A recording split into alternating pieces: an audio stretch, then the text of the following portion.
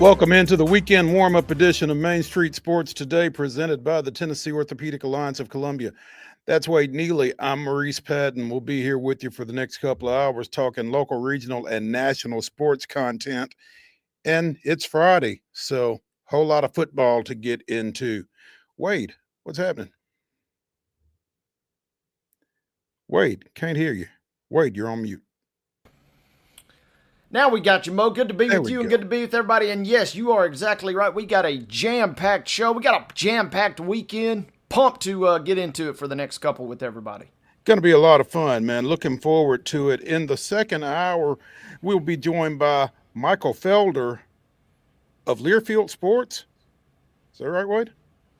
Michael Felder of just all-around internet fame. Michael Yeah. Felder. There we Yeah. go. Yeah. Okay. The man who needs no affiliation. He's going to talk some college football with us. In the next segment, we will be joined by Ben Arthur of NFL on Fox. He's going to talk some pro football with us. We will be talking probably at some point. We'll mention some high school football as well. I mean, we got you covered on the gridiron, but we're also going to get into some baseball. Had an announcement right as we were going off the air yesterday that we didn't get to mention, but we will get into it later in the show. Got some basketball, some women's basketball to talk about. What else? Again, plenty of college football. Everton and Liverpool this weekend. I know you were going to get to that eventually, but I couldn't help myself. That's jumping okay. the gun on the Merseyside Derby kicking off at 6:30 tomorrow. I know you're excited about that one and just could not hold back. I get it. I understand. So it's okay. I forgive you. We'll get to some hockey. We will get to some soccer in addition to Everton. And we will wrap things up as we typically do on Fridays during football season with the Wonder Slate. Wade and I will give you our 10 weekend winners of some key contests that will be taking place between now and the end of the night tomorrow. I would imagine there's a Friday night contest or two on there that we will be discussing. So, again, plenty of football to get into, plenty of other stuff as well. Looking forward to all of it here over the next couple of hours. Wade, I know that the rundown this time of year on this day is typically pretty unwieldy, so we should probably go ahead and get into yesterday's results and this weekend schedule on the rundown. This is the rundown. That's exactly right, folks. To the rundown we go. We give you Thursday night results. We give you Friday schedule. We give you weekend schedule just because we love you guys each and every single day on the rundown. Here we go. Thursday night football last night had a couple of mid-state games. One of them we broadcast on Main Street Preps Radio, and it was Portland walloping Greenbrier last night in that contest. 38-0 was your final. A little closer game, but Ezell Harding defeats Joe Burns in our other mid-state showdown last night, 35-21. Volleyball action last night. BGA picking up a 3-0 win over Zion Christian. Community defeating Battle Creek 3-2. It was Eagleville 3, Fayetteville 0. Providence Christian with a 3-0 win over Franklin Christian. Grace Christian Franklin with a straight set victory over Columbia Academy. Smyrna did the same to Laverne last night. Lincoln County, however, outlasting Lawrence County 3-2 in a 5-set thriller. It was Spring Hill 3, Marshall County 0. Middle Tennessee Christian with a 3-0 victory over Webb School. Gallatin and Mount Juliet duked it out, and it was Gallatin winning that one 3-2. Loretto turning back Mount Pleasant 3-0. It was Oakland 3, Riverdale 2. Siegel winning by that same score versus Rockvale last night. A couple of others to close us out. Wilson Central with a 3-1 victory over Stewart's Creek. Columbia with a 3-1 victory over Tullahoma. On the pitch on Thursday, girls soccer action. Hume Fogg with a 2-0 win over Antioch. Battleground Academy 3, Providence Christian 0. Nolensville doubling up Centennial 2-1. Marshall County with a 2-0 win over Clarksville. It was Logan County of Kentucky and Clarksville Northeast playing to a 3-3 draw. Culleoka edging Cornersville 3-2. Donaldson Christian 10, Davidson Academy 1. It was Dixon County with a 9-0 win over Jackson Northside. Russellville, Kentucky 1, East Robertson 0. Father Ryan with a 1-0 win over Brentwood Academy. Franklin defeated Page 3-1. It was Franklin County with a 5-1 win over Columbia Central. Tullahoma defeats Giles County 6-1. Watertown with a 1-0 win over Glencliff. It was Goodpasture 10, Ezell Harding 0. Hendersonville 3-2 over Lipscomb Academy. Kirkwood 9-0 over Kirkwood. Liberty Creek 9-0 over White House Heritage. It was Richland with a 4-0 victory over Loretto. Merrill Hyde 8-0 over Green Hill. Montgomery Central 2, Kenwood 0. Gallatin and Mount Juliet played to a 2-2 draw. It was Murfreesboro Central 4, Battle Creek 1. Oakland 1-0 over Rockvale. Christ Presbyterian Academy 3-1 over Pope John Paul II. Independence and Ravenwood played to a scoreless draw. Blackman 1, Riverdale 0. Beach 3-1 over Rossview. Siegel 3-0 over Wilson Central. Smyrna with the 8-0 win over Kip Antioch Global. Station Camp all over Springfield 9-0. Summit 8, Brentwood 0. Fairview 4-0 over Sycamore. Lebanon with a 1-0 win over Warren County. It was Columbia Academy doubling up Webb School 2-1. West Creek with a 9-0 win over Clarksville Academy. White House 2, Macon County 1, and Zion Christian with a 9-0 win over Marshall County. Baseball of the minor league variety, it was the Nashville Sounds up I-65 with a 15-4 win over the Louisville Bats. WNBA playoff action, Indiana took the best of 3 playoff series in Atlanta with an 87-85 Game 3 victory. The Aces edged Seattle in Game 3. 74-73, and in Thursday night football, it was the Buffalo Bills 31, the Miami Dolphins 21. Speaking of football, we got you covered with a slew of games tonight here across southern Middle Tennessee. It is Laverne and Blackman at the top of our schedule for this evening. All these games at 7 o'clock unless otherwise specified. Laverne at Blackman, Shelbyville traveling to Brentwood. Christian Brothers will be at Brentwood Academy this evening. Baylor is making the trip over to CPA. It'll be John Overton at Cane Ridge. Antioch will take on Centennial tonight. McGavock at Clarksville at 7 p.m. this evening. Lawson at Clarksville Northeast. Lawrence County making the trip up to Columbia tonight for a 7 p.m. showdown. Grace Christian Franklin is at Columbia Academy. Richland is making the mighty trek over to Community tonight. Battle Creek is at Creekwood. It'll be Franklin Road Academy at Davidson Academy. Cornersville's on the road at Eagleville tonight. Springfield at East Nashville. MUS at Father Ryan. Ravenwood will tangle at Franklin tonight at 7 o'clock. DCA is at Franklin Christian. Clarksville Academy is at Friendship Christian. Hillsboro hitting the road for a trip to Glencliff tonight on the brand new turf over at Glencliff. It'll be Pope John Paul II at Good Pasture.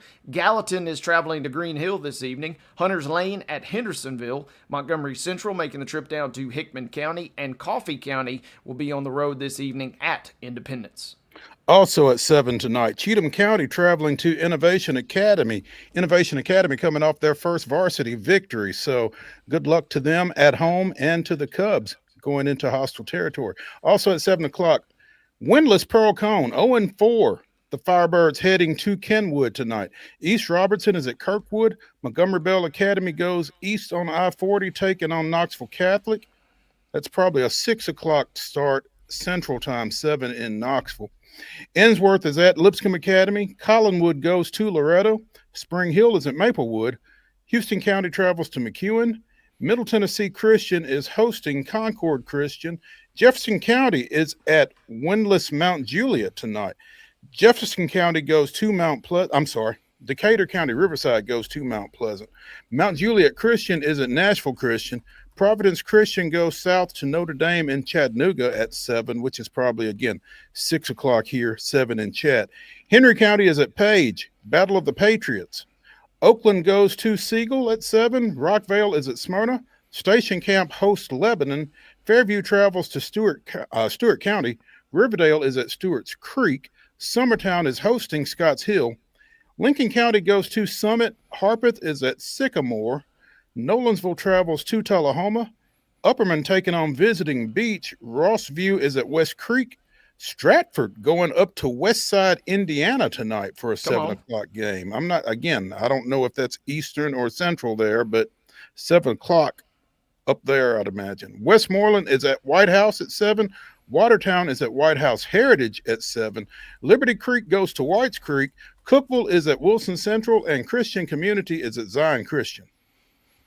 Other games on the schedule tonight. a little bit lighter on our volleyball and soccer schedule, but we got a schedule nonetheless. Santa Fe is going to be at Battle Creek tonight at 6 p.m. in a volleyball showdown. East Hickman will do the same tonight at Hampshire. Girls soccer action this evening getting underway at 6. It'll be Laverne at Riverdale. Franklin Christian will be at St. Cecilia Academy at 6 p.m. Also tonight, Marshall County is tangling at Zion Christian, and a 7 p.m. kickoff as Kirkwood will battle Munford.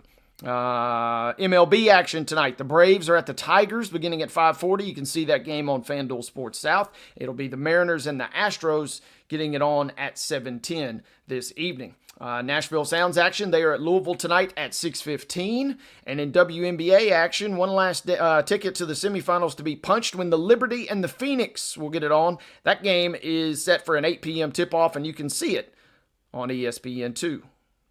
Some high school football on Saturday. Clarksville Northwest travels to Creekwood to face Dixon County. That's an 11 o'clock start tomorrow. There is some work going on at Dixon County's facility, and the Cougars are not able to play on campus. So again, Clarksville Northwest, Dixon County will play at Creekwood at 11 tomorrow morning.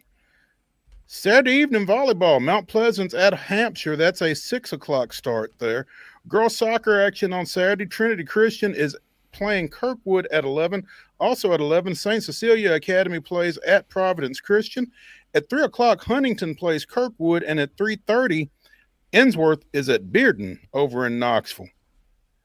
Hopefully they'll be able to avoid the traffic from UAB and Tennessee, who play at 11:45 tomorrow at Neyland Stadium. That game can be seen on the SEC network. Other college football matchups on Saturday. Marshall is at Middle Tennessee State. It's homecoming on campus for the Blue Raiders. That is a 6 o'clock kick. You can see it on ESPN Plus.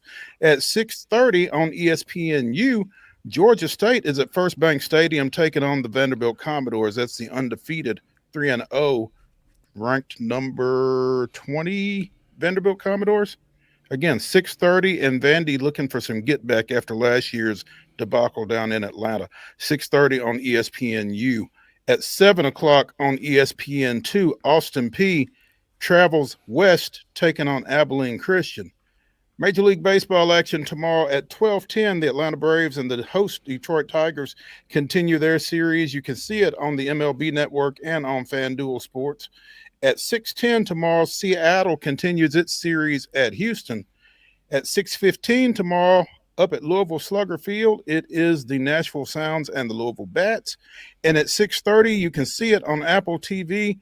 The Nashville Soccer Club goes down to Orlando, taking on Orlando City. That brings us to the home stretch, boys and girls, on Sunday. Your schedule, Braves and Tigers, closing that one out at 12:40 on FanDuel Sports South. It'll be the Mariners and Astros doing the same at 6:10 on ESPN. Minor League Baseball action, Sounds in Louisville cap it off at 12:05 on Sunday. 5 minutes prior to that, back here in Nashville at noon, it'll be the Colts at the Titans at Nissan Stadium. You can see that game on CBS. Ladies and gentlemen, that is your weekend schedule. Those were your Thursday results, and that concludes your Friday rundown.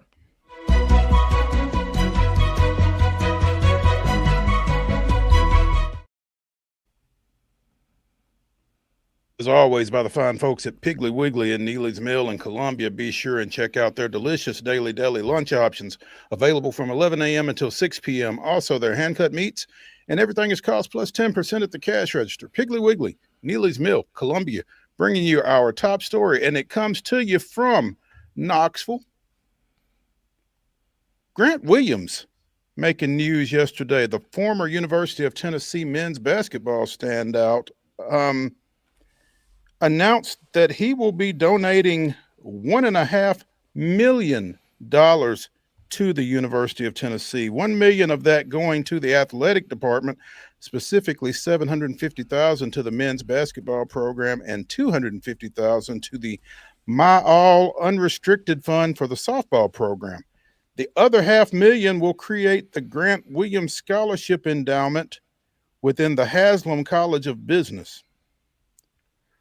Rocky Top truly is home sweet home to me, Williams said in a UT press release. It is a privilege and an honor to be able to give back to the university that did so much for me and helped me become the man I am today. I will forever be grateful to Rick Barnes for his mentorship and coaching, to Karen and Ralph Weekly for their constant support, and to my many wonderful professors for their time and care. I'm thrilled to be able to positively impact the next generation of Tennessee students who will learn from such incredible role models. $1.5 million Grant Williams is giving to his alma mater. That's not chump change. No, not chump change. And we're talking about a guy, his contract set for this season with the Hornets is around $14 million. So that really is a cool gesture on his part, and really neat how things are specifically earmarked. That just doesn't go into the general slush fund, use at your own discretion. The fact that it's specifically earmarked toward a couple specific programs, obviously men's basketball near and dear to his heart. So really neat gesture all around. And kind of not surprising. He seems like one of the ultimate good guys, not just in Tennessee history, but even in, his young NBA career. And, saw him do some great, great stuff with the Celtics, and now he's kind of reaping the benefits going on, albeit with the Hornets, but still getting paid on that second proverbial contract that always comes with the bigger bucks. So cool move all around, and really, really good stuff for not only for him, but also Tennessee.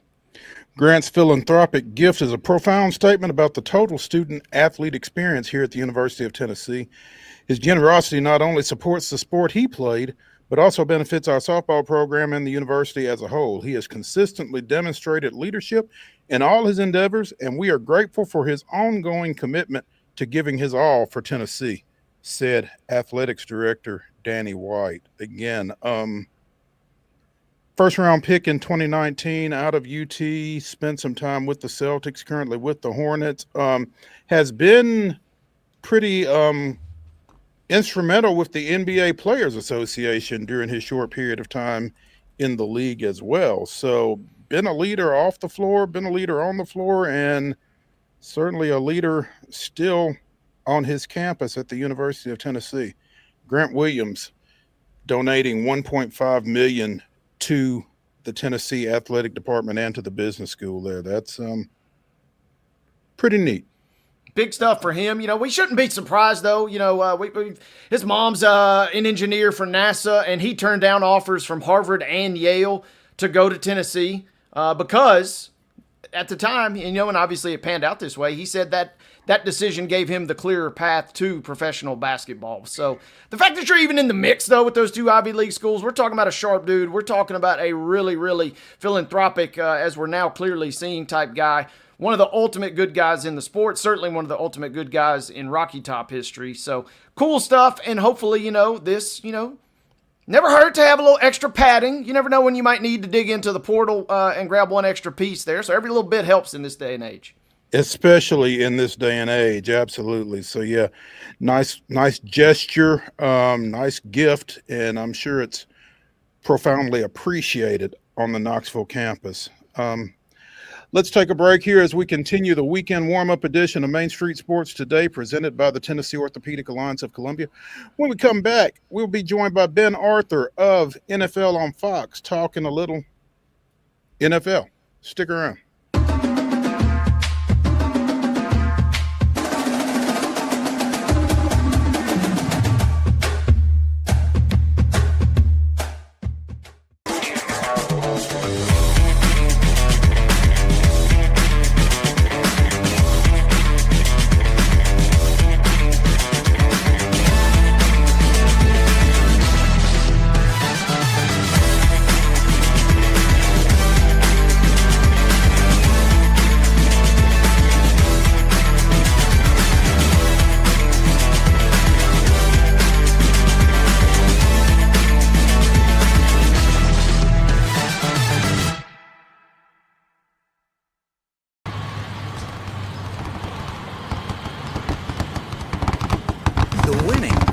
Closer. All new Sportsbook, the latest gaming machines, live horse racing, and more. The Mint Gaming Hall, Kentucky Downs. Winning just got closer. Deep in a forest at Nashville Zoo, new creatures here for you to view. Phantoms graced in black and white swing high in trees of dappled light. In rocky crags, tall and steep, small antelopes with nimble feet. A wise old man with beard of white, a sentry perched on stony height. Amidst it all, a hunter lies, with coat of gold and steely eyes. A new adventure just for you. Leopard Forest at Nashville Zoo. Open now. Busy bee, yeah, busy bee. If you need Hold on, y'all, hold on. I need to make a call. Hey, this is Brianna with Busy Bee. I'm giving you a call to let you know your technician is on his way. 833. Busy bee. Guys, not yet. Not yet. Busy bee, oh, Now busy ready, bee. guys. Call 775-7833. Custom Stone Handlers supplies over 600 distributors and suppliers with quality stone products. Along with Riverstone, we produce and distribute over 100 building, landscape, and other bulk products. Our goal is to provide quality products, service, and partnerships to ensure our customers' success. We firmly believe the measure of any person or company is how you treat other people and customers. Give them a call at 931-490-4990 or visit CustomStoneHandlers.com.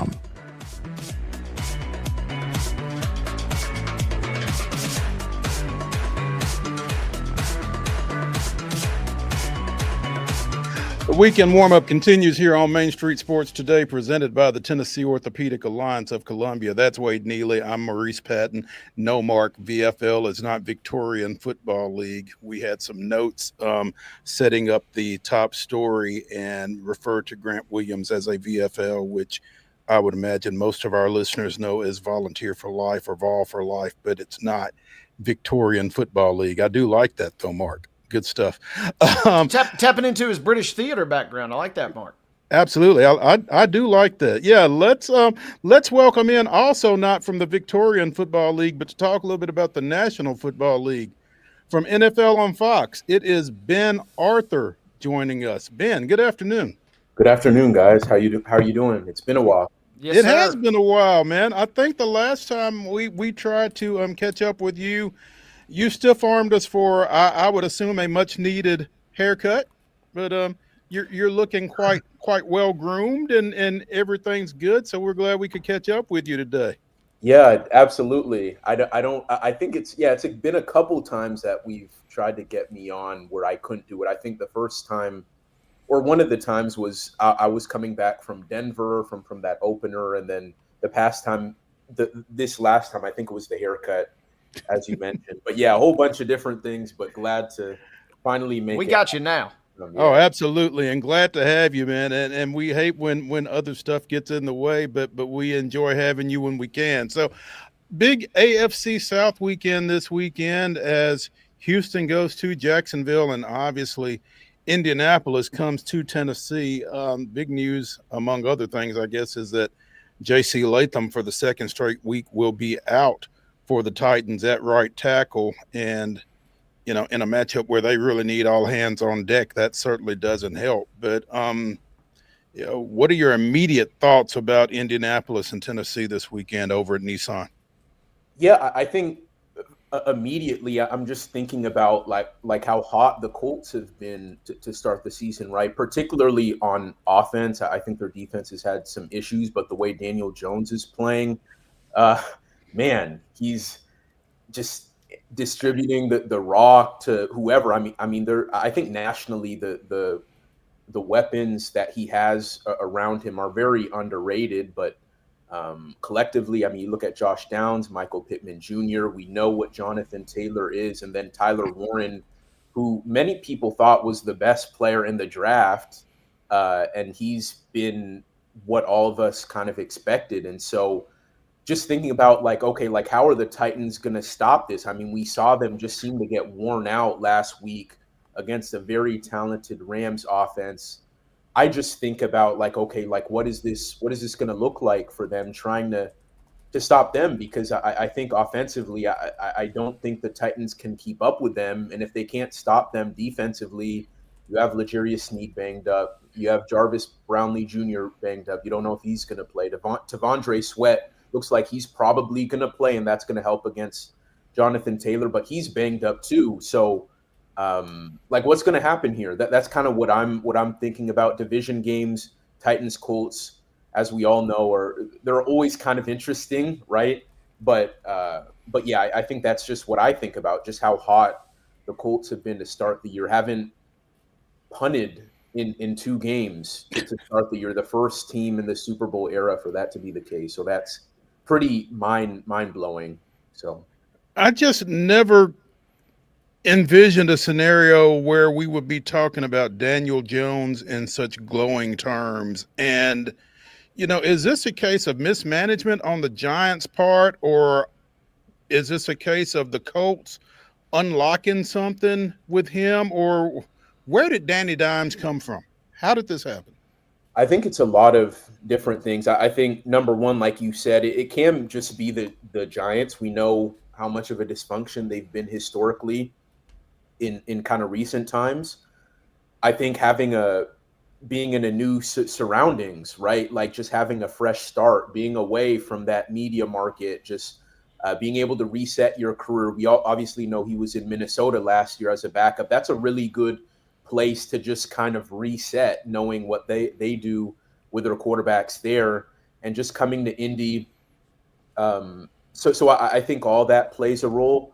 I think he's a really good fit for this offense in Indy for Shane Steichen. This is probably the best collection of weapons that this is definitely the best collection of weapons that he's had. Having an elite, like a tier 1 running back in Jonathan Taylor helps a lot, as well as Daniel Jones has been playing. Jonathan Taylor is still the engine of the Colts offense, and he looks like the way he looked when he won the Triple Crown a few years ago. I mean, I think he had 165 yards on the ground last week. I mean, he really looks like what he was a few years ago. And so that definitely helps. And then I think with Daniel Jones, when you are playing well, the confidence just seems to build onto itself, right? Like I saw I didn't really get to watch their game against the Broncos last week, but some of the throws he was trying, the aggressiveness that a lot of people thought he didn't have, he was showing. I mean, going at Pat Surtain, and trying these tight window throws, like things that we would have never seen from Daniel Jones with the Giants, we're seeing in this Colts offense. So yeah, I think it's all the above, Mo. I think it's getting out of New York. I think it's a fresh start. I think it's building confidence. I think it's better talent. It's a better run game. So I think it's a combination of all those things. Ben, when you break it all down like that, I know it's a long season, but one of the glaring, at least right now, first round kind of flubs, it feels like, in terms of drafting. How in the world does Tyler Warren fall to the Colts at 14? Because this guy is every bit as good as he looked at Penn State the last couple of years. And to me, that's what's been propelling Indiana Jones to such a great start this season. Yeah. Like I said, like a lot of people thought he was the best player in the draft. And I guess based on need or whatever, teams needing quarterbacks or, Genty was obviously highly sought after. Well, and the Bears draft Loveland, and I'm a Michigan guy, and Loveland's got some tools and got some game, but what we've seen from Warren has not been even close. He has dominated that head-to-head battle, at least thus far. Yeah, and I think in the Bears case, being the one team that took a tight end before the Colts, I mean, I think they just saw him as a better fit in terms of just needing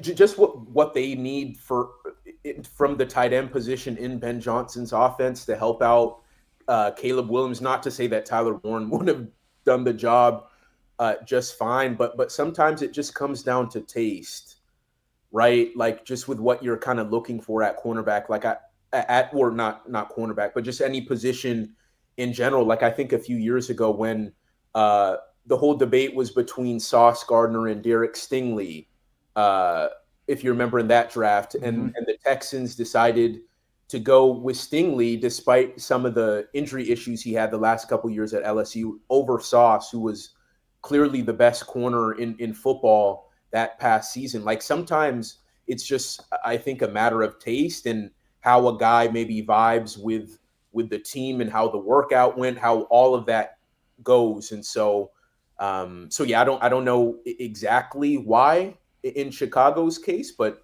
clearly they felt like Colston was the guy for them. And look, it's just 2 games into the season. I mean, it's not like Tyler Warren is definitely going to be way better than him, but yeah, I mean, clearly to start, Tyler Warren has been everything that the Colts thought he'd be. I believe he leads all tight ends in receiving yards entering week 3 too. So yeah, he's just been as advertised. Yeah, I mean, he's Brock Bowers-esque with the way he's kind of helped facilitate that offense. One other Colts one I want to ask you about, Ben.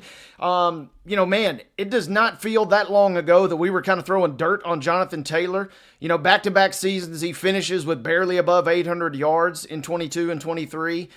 Last year, a little bit of a return, but I still have my doubts about him. But these first 2 games, he has really looked phenomenal. Can we attribute that to anything in particular, or is it just kind of a whole Colts revitalization on offense? It's definitely a whole Colts revitalization, but I mean, with Jonathan Taylor, I mean, he's just healthy now, right? Like I think he's really gotten his feet back under him. I mean, we know the contract drama from a couple years ago, the injuries. Like I think everything is just in the past for Jonathan Taylor now when he's healthy, and the Colts have, I think the way everything is coming together, I mean, they have more talent around him, or at least guys are playing better around him, and so that definitely helps a lot. I think we talked about Tyler Warren. I think his presence helps a lot. I mean, Tyler Warren is a huge plus in the run game on top of what he does as a receiver, and then we know all the other talent they have. And then I didn't even mention Alec Pierce or A.D. Mitchell. Like, they have a lot of guys you have to account for in the passing game, and when you have a quarterback like Daniel Jones who comes in and is just playing with so much confidence and he's playing efficiently and it's opening up the field a bit, that's going to help Jonathan Taylor, who, as I said, he's healthy, seems like mentally he's in a good headspace and everything. And so I think all of that, the revitalization you talked about, all of that I think is coming together to what could be a really, really monster year for Jonathan Taylor. So yeah, the short answer to your question, I think, is just a combination of everything. I think it's JT himself. I think it's the guys around him, the other weapons, and then I think it's just the quarterback play, getting consistency from that position. And so I think all those things have factored in. Ben Arthur of NFL on Fox joining us here on Main Street Sports Today, presented by the Tennessee Orthopedic Alliance of Columbia. With all that talk about the Colts offense and the concerns about the Titans defense, it almost feels like the Titans are going to have to score with Indianapolis to have a chance, and to ask a rookie making his 3rd start to do that behind an offensive line that has been questionable at best. And again, J.C. Latham not expected to go for the 2nd straight week. How realistic is that an ask? Yeah, I'm not particularly optimistic about their chances, right? Like you kind of said it, Mo. I mean, the offensive line concerns and then the injury issues on top of it. Calvin really is going to have to play better. That connection that Cam is starting to develop with Alec Ayamaner, I mean, we're going to need to see that continue to grow. I think Chig needs to play better. It would also be great for the run game to continue to take a step. I think Tony Pollard played that run game overall had a better showing this past week, at least through the first, while the game was close against the Rams. And so they're going to need to continue to build on that. But yeah, it's going to be a tough challenge. I think the positive is that as much as we've talked about the Colts offense, the Colts defense actually hasn't been that good. Like, their pass rush has actually been pretty bad. They are expected to have Latu back, their 1st-round pick from last year. He didn't play last week. But you look at the pressures, the sack numbers, the pressure rate, it hasn't been that great. And so when you look at a Titans offensive line that has had some issues to start the season, that is a positive. right? And so I think that's something that they're going to look at. But yeah, I mean, I don't personally. I don't really see. I don't know. I don't know. It's hard to just from what I've seen from the Titans offense through 2 weeks. It's hard to say, but you never know. I mean, that's why you have to play the games, and maybe the Colts offense cools down a bit. I think that's realistic too. I mean, I think there are a lot of people who don't think that this is kind of legit, right? Like Daniel Jones is going to come down. The Colts are going to come down from this high. And so if they do cool down a bit, even if the Titans defense isn't necessarily that good, maybe that's an opening for Cam Ward and this Titans offense to have some confidence, right? But yeah, on the surface, I'm not quite sure. It is real quick. It is worth pointing out last week, Bo Nix with a gift of an interception late in that game to help the Colts get back in it. And also, depending on which side of the aisle you root for, the refs may be giving a massive lift in terms of that leverage penalty. I'm real curious what the vibes would be like. It feels like Colts when they're sitting here at 2-0, but easily could have lost that game. And now all of a sudden I'm wondering if the script is not totally flipped entering this week. So I think it could be a pretty close and competitive game, but the Titans desperately need to get some offensive production, it feels like, to Mo's point. They definitely do, and they're about to hit this 3-game road trip too, right? So you start that road trip 0-3, I mean, that's a really brutal kind of situation, and then you come back to face Mike Vrabel and the Patriots, and they'll be fired up. So yeah, I think offensively you just want to see something. You just want to see this offensive line that they spent a lot of money on it, and that they've kind of said that we feel like they're going to be at least competent, right? Like no one said that this was going to be a great offensive line, like above like elite. But with the moves they've made, you'd expect them to at least be average, or at least close to average. So I want to see them get closer to that against a defensive front that, like I said, hasn't played all that well to start the year. DeForest Buckner is going to be a factor, pushing the pocket from the inside, but on the edge, I think this is a chance for these Titans tackles to maybe get some of their confidence back. So that's what I'm looking at. Much needed confidence, you would think. Ben Arthur of NFL on Fox joining us here on Main Street Sports today. Ben, talk a little bit about that other AFC South matchup as the Texans go to Jacksonville. Hasn't been a great start for Houston either. Yeah, with the Texans, it just feels a lot like last year, right? I mean, it looks a lot like last year in terms of guys not being on the same page up front, like with the protections, and CJ Stroud not really having a chance. I'm sure a lot of those issues are on him too, but it just seems so out of sync, and it feels like the Texans, and I remember coming on here and talking about how unenthusiastic I was about the Texans' lack of moves or significant moves up front, and now I just feel like it's really biting them in the butt right now. I mean, trading away your quarterback's left tackle, and bringing in guys who kind of were underwhelming in their last spots, and putting it all together, and you have a first-time play caller who's still trying to figure things out, and you don't have Tank Dell. You're still trying to figure out who you can depend on outside of Nico Collins. It's tough to watch. It's really tough to watch the Texans offense right now, and not having Joe Mixon on top of that. I know, Nick Chubb was able to get into the end zone in that Monday night game against the Bucs, but apart from that, that was the only good thing about the Texans' run game. So if you're not really able to protect, and you can't run the ball, and you really don't have, at least right now, guys you can depend on, guys who have pedigree on the outside to make plays, it's just a combination of a bunch of like not so good things. And so I think a lot of it for the Texans is going to continue to have to lean on their defense. Their defense is great. I mean, that final drive for them against the Bucs last week wasn't so good.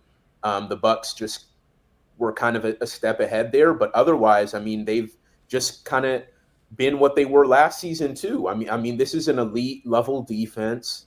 that I expect to continue to play well under D'Amico Ryans, but the offense, they have to get that figured out. They're going to have to be able to score, having a guy like CJ Stroud under center. And this is a pivotal year for him and the Texans. Like after year 3 is when you start talking about, okay, paying your guy, but it's pretty much been downhill since,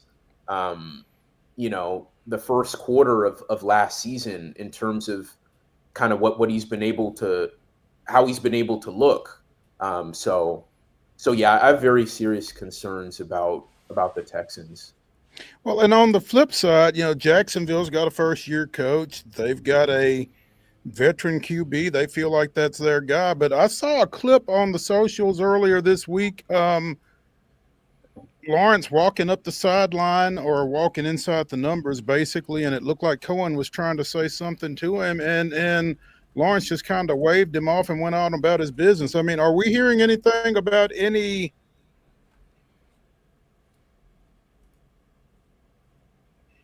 strife, any about them right now as they sit here at 1-1? There hasn't been any talk like that. I know that clip you're talking about, and that obviously has made the waves on social media, but they've, to the surprise of no one, they've played that down. And at the end of the day too, like it's just one moment. It's still very early between this Liam Cohen, Trevor Lawrence partnership. So I wouldn't make too much of that. I think for the Jags, the biggest thing you need to be concerned about is finding a way to get Brian Thomas Jr. going. I mean, this is a guy who was I think he was 3rd in the NFL last year in receiving yards as a rookie, and he's been virtually a non-factor through the first couple games. Hasn't really been able to do much. I know Travis Etienne has looked really good in the run game, and that's something I was kind of looking from the Jags, like knowing what Liam Cohen was able to do with the Bucs run game last year, seeing how that would translate into kind of giving the Jags a burst on the ground. And I think we've seen that, but you need your number one guy to look like a number one guy. And so I would expect them in that game to try to find ways to get him the ball early, quick passes, right? And this Texan secondary is very good, so they're going to have to be a bit creative. But I think that's really the only thing I'm concerned about with the Jaguars this early in the Liam Cohen era, just figuring out a way to get Brian Thomas Jr. going to kind of open up the field. That's what I'm watching for. Did you get a chance to see Thursday Night Football last night? Buffalo with the 10-point win over Miami. Is Mike McDaniel in trouble? I think he helped his case for sure last night. I mean, all this talk of him being on the hot seat, and they did not give up on him at all. I mean, they were right in that game deep into the fourth quarter against a Bills team that is better than them on basically every level, any which way you want to look at it. And for them to fight like that, considering the start of the season, all the chatter around Mike McDaniel's job security, we saw the signs flying over Hard Rock or their second game of the season, fire McDaniel, fire Greer, their GM. So for them to go into a hostile environment like Buffalo against a division rival in the Bills, who've really dominated them for years, and like that. I know it didn't end great. That was a bad interception by Tua at the end of the game, but I think that was right to the linebacker. It was a good throw, just right to the wrong team. Literally, yeah, like he was the receiver. Yeah. So that was really bad. But apart from that, you have to like the fight, and I don't think they want to hear anything about moral victories. But that was certainly one if you needed one.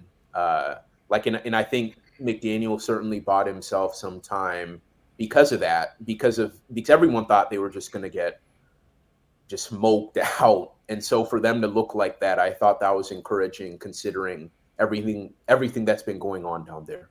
Ben, real quick, while we're talking desperate teams, the Chiefs don't lose again on the road in New York. Surely they don't lose on Sunday Night Football to Russ and company, right?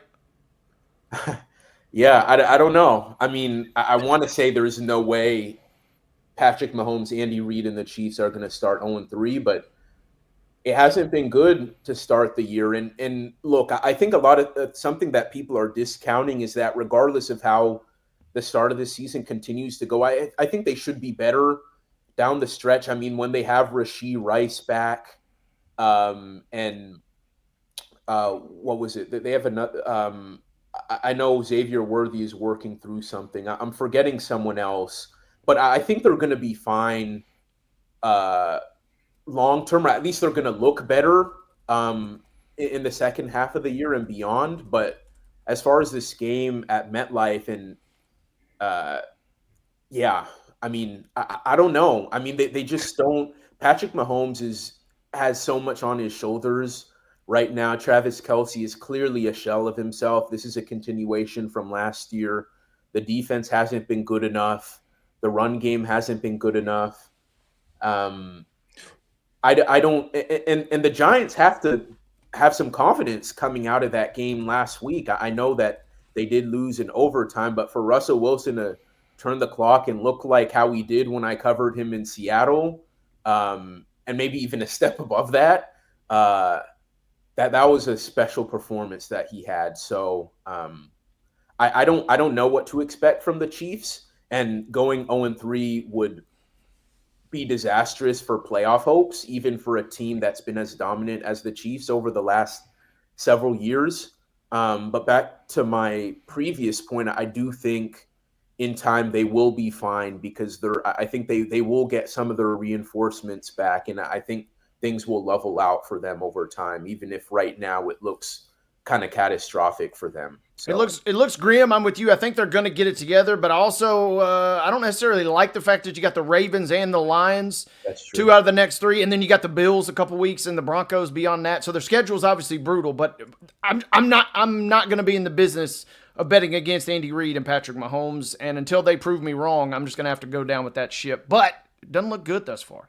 It doesn't look good, and you got to be careful giving too much ground in that division right now. Oh, yeah. Because Wade, to your point, the Broncos, a lot of people really like them. The Chargers are undefeated. I mean, you can't get too far back and think that you're going to just be able to right your own ship, and that's going to be the answer. So it does not look great for Kansas City right now. Yeah, I think an 0-3 start may pretty much end their chances of winning another AFC West title, but I wouldn't count them out of being in the playoffs, just because, as we said, like the Andy Reid factor, the Patrick Mahomes factor, they're going to figure it out, right? I've seen, we've all seen it, right? But in terms of their division, in terms of I think they've won 7 straight or something ridiculous. AFC West titles. I think that would be very much in jeopardy if they lose again. But yeah, long term, once we get into like late October, November, I think they'll kind of balance out a bit and look better. And the AFC, clearly is kind of a juggernaut at the top, but after, that 5 or 6 spot, it feels like it really kind of is a free for all. So that's what also is buying me some time. If I'm Kansas City, it feels like. For sure. Ben Arthur of NFL on Fox joining us here on Main Street Sports Today, presented by the Tennessee Orthopedic Alliance of Columbia. Ben, as always, we appreciate it and look forward to catching up with you again soon. Sounds good. Thank you guys for having me. Thank you. Man. Let's take a break here as we continue the weekend warm-up. When we come back, we'll talk a little baseball. Stick around.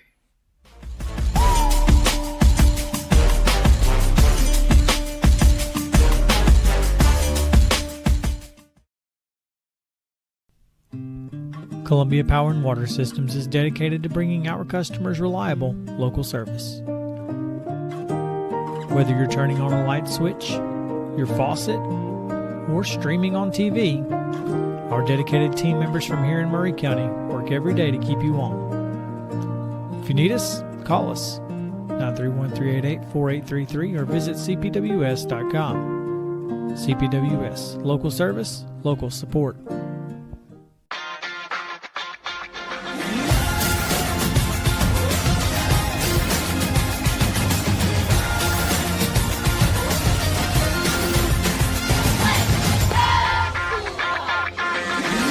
Zion Christian Academy at zioneagles.org or 931-388-7531. You can schedule your appointment to visit their beautiful campus. Again, zioneagles.org or 931-7531 to schedule your visit today.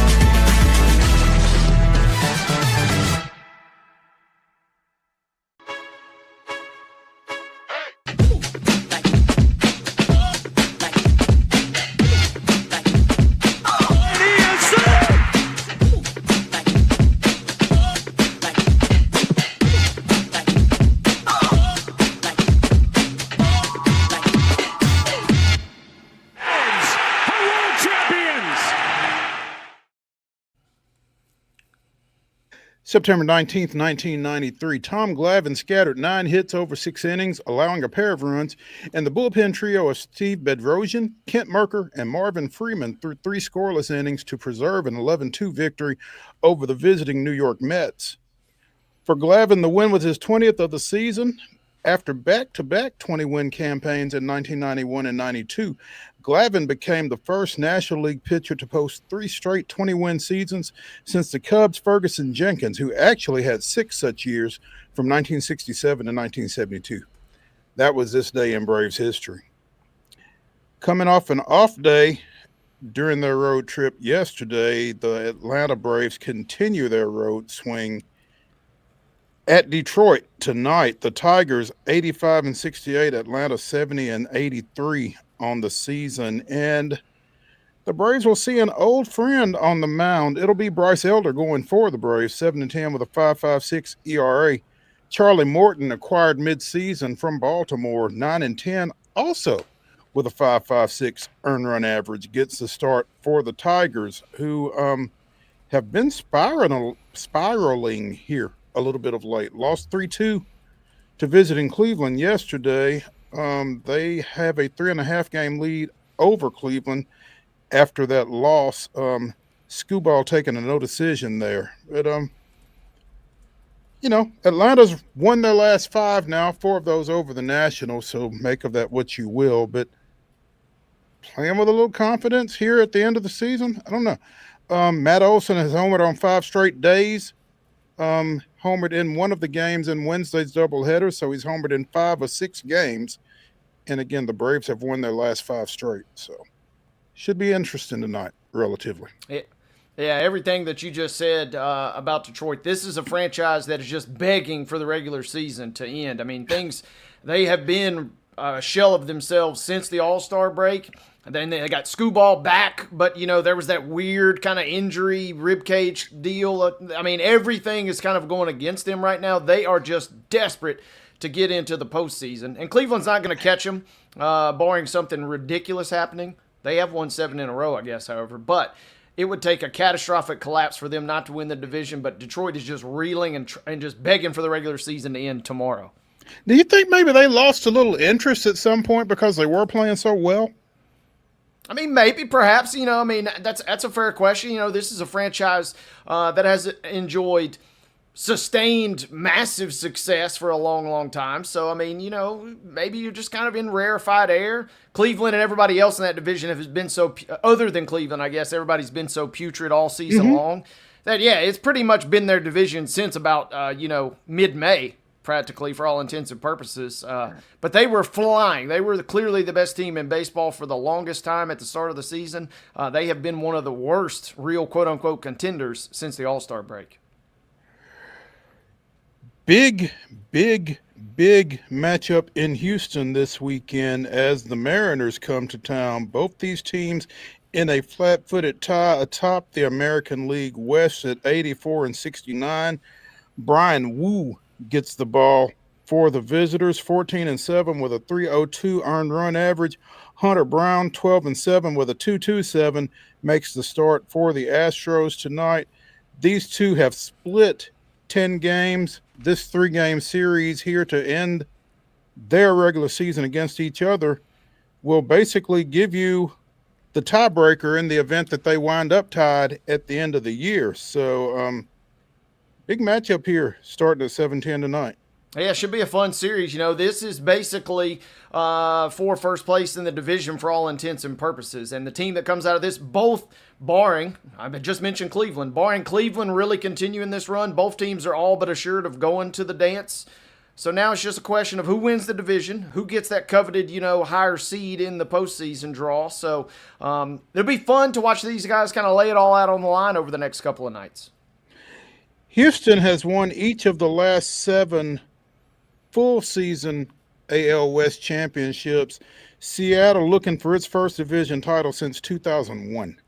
So, I mean, there are guys on that roster who weren't even born basically the last time the Mariners won a division championship. That was the 116 game wins, and we saw how that worked out in the postseason. I think Seattle fans are kind of more content with this go around. Hey, even if we sneak in, quote unquote, to the West Division Championship, we're okay with that because we still got a little PTSD from that 2001 year. That's a good point. Dodgers beat the Giants 2-1 yesterday. The Mets beat the Padres 6-1 yesterday. That means that the Dodgers currently have a 3-game cushion in the NL West. Dodgers continue their series against the Giants tonight. San Diego goes to the south side of Chicago, taking on the White Sox, looking to cut into that deficit. But this Dodger team will be playing with a lot of fire tonight. Clayton Kershaw going to the mound for the final time at Chavez Ravine, 10-2 with a 3.53 ERA, announced yesterday as we were going off the air. This will be it for him. He's retiring at the end of the season. So again, this will be his last regular season start at home. Comes against Brentwood High School graduate Robbie Ryan, who's going for the Giants, 11-7 with a 3.50 earned run average. Obviously, Dodgers, Giants, you don't have to say much more about that rivalry, but there will be a lot of eyes on this one. I'm sure Tommy Bryan will be splitting his attention between whoever Lebanon's playing tonight and this one. Pernell Knox will be splitting his time between whoever, well, Columbia Academy's playing Grace Christian tonight and this one. I mean, obviously this is big news. Yeah, and, maybe not surprised, when that quote-unquote legend pick was given to Kershaw earlier this year for the All-Star game. It's been one heck of a career, and there's been a lot of ups and there's been a lot of downs along the way, but it has been one hell of a ride. And so it'll be a fun showdown tonight. The Dodgers have seemingly done everything they need to do to kind of right the ship, but this whole season, you can throw that out the window. You could have won 162 games, but if you don't bring home the bacon yet again, it's going to be a real head-scratching offseason for them. So should be fun, obviously emotional filled, and it will be interesting to see how Kershaw does in his performance tonight. Really be curious to see what kind of role, if any, he plays in the postseason. Yeah. And, I mean, that's going to be a tightrope for Dave Roberts to walk between, putting the team in the best position to close things out the right way and doing justice by a guy that a lot of folks are saying might be the greatest Dodger of all time. So that'll be worth watching. Yeah, very similar to what we saw last year with Verlander, right? I mean, hey, it's great and we're giving you all these flowers down the stretch, but when we get into the postseason – we love you, but there just may not be. I'll be fascinated to see. There surely will be some situation in some capacity he could be used, but to what extent, I don't know. Yeah. Nashville 15, Louisville 4 up in Louisville yesterday. The Sounds pounding out a season-high 18 hits. They led this thing by 12 through 6 innings. So they got their work done early yesterday. Brandon Lockridge, midseason pickup from the Padres, drove in 4 runs, had his second 4-hit game as a member of the Nashville Sounds. Obviously, the Sound season will end on Sunday, but they are ending things with a bang, apparently. They lead that series 2-1 going into the final 3 games tonight, tomorrow, and Sunday. So Nashville wrapping things up on the road at Louisville this weekend. That is our number one of the weekend warm-up edition of Main Street Sports Today, presented by the Tennessee Orthopedic Alliance of Columbia. Come back with us for hour number two as we get into the grab bag. Stick around.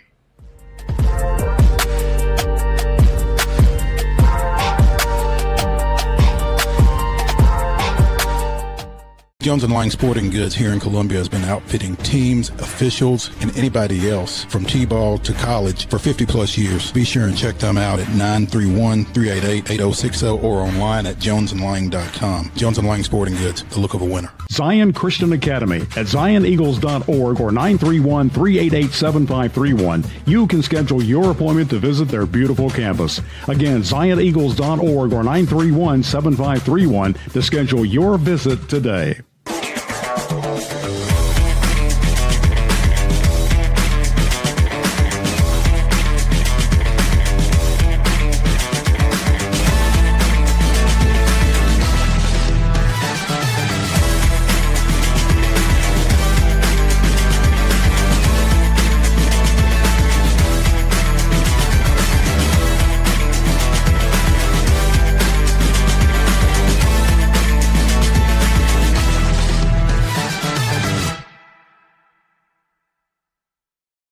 Is your internet slowing you down? It's time for an upgrade. Whether you're at home, working from your home office, or at your business, it's time to unleash the speed you need with speeds up to 1 gig at CPWS for as low as $70 a month. Give us a call, 931-375-7777. Local service, local support, CPWS. Piggly Wiggly, located in Neely's Mill Shopping Center, is Columbia's locally owned and operated Cost Plus 10 grocery store dedicated to serving the community with low prices and smiling faces. Piggly Wiggly offers fresh, hand-cut meats daily as well as daily hot plate lunches from their deli counter.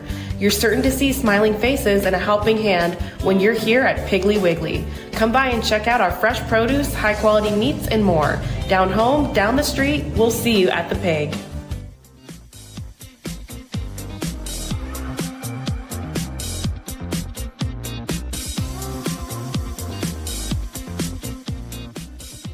It's hour number two of the weekend warm-up edition of Main Street Sports Today, presented by the Tennessee Orthopedic Alliance of Columbia.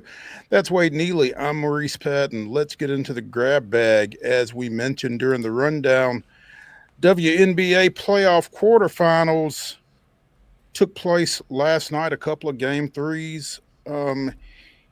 Indiana goes to Atlanta, knocks off the third seed Dream 87-85. I've not gotten this confirmed, but I'm pretty sure I saw somewhere after the game that was the first time that a lower seeded team has won a quarterfinal series in WNBA playoff action. And it's just fitting that it was the Dream because, as friend of the show, New Bias Wilborn tweeted, Atlanta sports misery just kind of continues. But it's something that I'd noticed about the Dream over the course of the season. Second half collapses and, late game lapses and that kind of thing. Couldn't get the ball inbounded, trailing by one. Defense got caught out of position on basically the game-winning basket inside the final 10 seconds. It's tough to have the regular season that the Dream had and then to just kind of flame out like that. I mean, we were talking about an Aces Dream semifinals matchup when we had Megan L. Hall on here a few days ago. And, an injury-riddled Indiana Fever goes to Atlanta. Well, first, after Atlanta wins game one, got a chance to go back to Indianapolis and close them out. They had like 6 folks that they didn't have, Indiana did, and they still won that one going away, 87-70, and then come back last night on Atlanta's court and win 87-75 to set up that semifinal match against the Aces. We'll talk more about that in a second. But just a disappointing out for Atlanta, who has not won a WNBA playoff series since 2016. Yeah, Indiana, meanwhile, are winning for the first time since 2015. Yeah, first time in a decade. We were broadcasting the high school football game last night. I checked the score, and I looked at Casey and said, Mo's in our thoughts and prayers. He's down bad after the dream. Yeah, debacle of a series in a sense. The zombie fever. They basically have 8 active players, 2 or 3 of which might have been signed, I think last week. I mean, they have been ravaged, as you said, by injuries, but somehow, some way, not only win game 2, but then go on the road and win 87-85 last night. Bit of a dud, bit of a letdown in a sense of going forward, because as the series now extends a game, going to best of 5 for this second round, you do feel like the injuries, there ain't no way you could expect that performance. Maybe I'm wrong, but it doesn't feel like that's going to be able to be duplicated in a longer series. But unfortunate for the Dream there that they were the team that fell victim to the shortened series in the opener. Yeah, it doesn't feel like the Fever can duplicate that in an extended series against the team that they would have to do it against. The Aces survive in Seattle 74-73, but the Aces, as Gino Auriemma would say, we got Asia Wilson and you don't. 38 points last night for Wade's MVP. And my defensive player of the year. And your defensive player of the year. Although she missed her last 2 shots last night, and that kind of left the door open for the Storm in this one. Absolutely. And the Storm, came down and they were playing with confidence right there at the end. And Vegas goes, the offense is clearly going to run through Asia Wilson. She has 2 great back to the basket looks, bricks them both. Gets lucky, though, do Vegas, in the sense that they got a key rebound. Answered on the other end did Seattle, but then Vegas came right back and scored again as Jackie Young with that go-ahead bucket that puts them up 74-73. And then, it was kind of only fitting, right? Last night, Mo, we had an injury in the Dream and the Fever game, and you got the cops yelling at the players on the Fever saying, get off the court. And then, just hours later, as the Storm are shooting a game-winning shot in the final game of the first round, the lights go out. And, the shot rims out, but if it had gone in, I'm sitting there thinking, well, I don't know. The lights went out. I didn't see it go in. I mean, it was kind of embarrassing for a team that has won 2 WNBA titles to have really kind of had some poor gamesmanship, right? Or game ops, I should say, because somebody got a very happy trigger finger. That was really embarrassing stuff.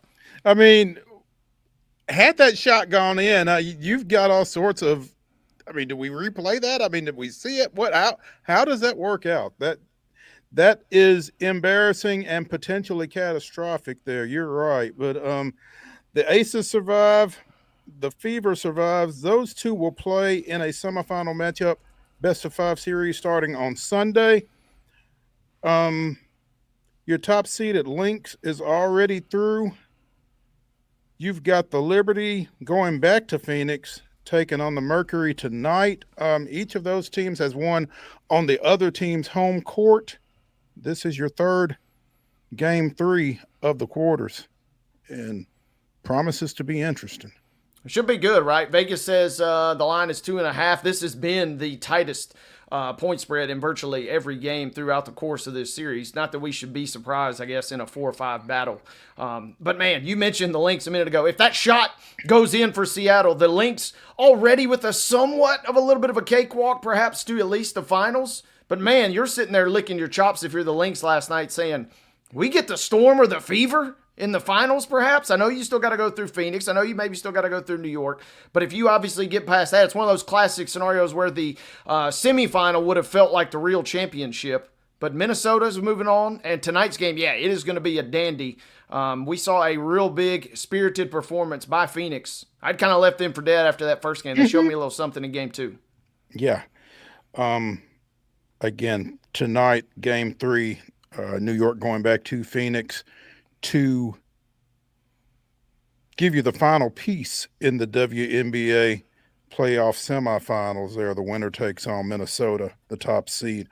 Preds open training camp yesterday out at Ford Ice in Bellevue. Luke Evangelista not on hand as they continue to work through some contract negotiations. 23-year-old Evangelista scored 32 points last year and wants to be paid for such. I think we're sort of in a daily process, Barry Trotz said yesterday when discussing the situation. So we're going to work through that and see if we can get him here. So that's where the Predators are with that. Open practice. They had an open practice yesterday. They're open today. Also open tomorrow. So get out and check out the Preds open practice. They've got a doubleheader Sunday against the Panthers, so you can go see them as well. So plenty of opportunities to check out the Preds in preseason action here over the next little bit before their regular season opener on October 9th against the Blue Jackets at Bridgestone Arena. Yeah, need to get that contract situation resolved because Evangelista was one of the few, and I mean few, bright spots for them last year. Hopefully you're not in a situation where you're banking on him to duplicate that to really kind of fuel you like you did last season, but it would certainly be a nice boost if you can get him back and get him happy. Yeah, without question. Soccer. Boys and Gold travel south to Orlando City for a 6:30 first touch tomorrow after learning of their U.S. Open Cup Championship matchup. They will, again, as we mentioned yesterday, they'll go to Austin on October 1st after their win earlier this week against the Philadelphia Union and Austin's win on Wednesday night over Minnesota United. So they know that they're going to play for some hardware here in a couple of weeks. But in MLS action, since that 12-game run with a point, I guess, 8 wins, 4 draws, Nashville Soccer Club is 3-0-6 in MLS play. So needing to go down here this weekend and get things right as far as MLS goes. Yeah, you would like to. Very cautious and very nervous about this matchup, though, because this is Orlando has, got a bone to pick with Nashville. We talked about it in the U.S. Open Cup. I believe it's in the quarterfinal, in the round of 32. Nashville basically sends a B team down there in Orlando and wins somehow. Then they come back in August and take care of business versus Orlando at home. It just kind of feels like Orlando's got a little bit of a bone to pick with the boys in gold, and this is a loaded Eastern Conference table right now. Nashville currently is sitting in 5th, but they got teams behind them with 2-3 games in hand. Things could get really dicey for Nashville if they don't continue to grab as many points as possible. So this is a big one tomorrow. Massive. They're all going to be massive for Nashville in terms of setting yourself up for, it would take a real tumble because 9 teams are going to qualify for at least the somewhat of the version of the playoffs. 7 are going to make it outright.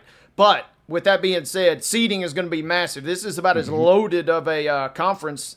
Clay Trainham, good friend of the show, pointed this out on his socials earlier this week.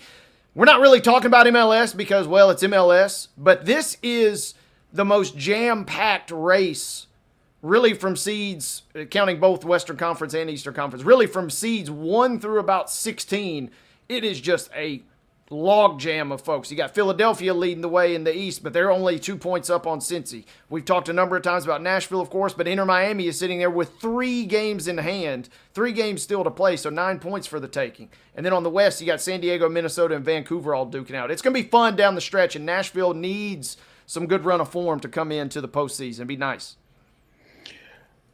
NASCAR Cup Series playoff goes into the round of 12 this weekend up at New Hampshire. And if the first 3 races of the playoff have set any kind of a tone, then you can expect a Joe Gibbs driver to win up at New Hampshire because that has been the case in each of the first 3 races. Christopher Bell, Denny Hamlin, and Chase Briscoe won your opening 3 as we cut it down to 12. So feels like they're the favorites. That team is the favorite yet again this time around. Going to be fun. I haven't pried my way to the TV.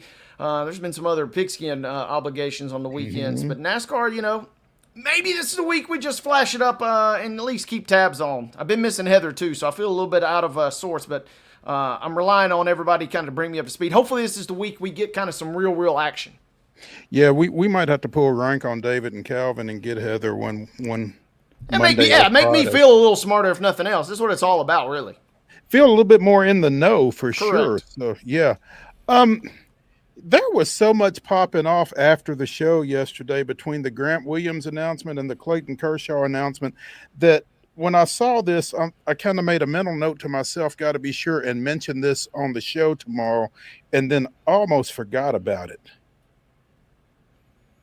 Officials at the University of Florida announced yesterday that Vernon Maxwell's final 2 years of basketball stats have been restored, which makes him once again the program's all-time leading scorer and the number 3 scorer in Southeastern Conference basketball history.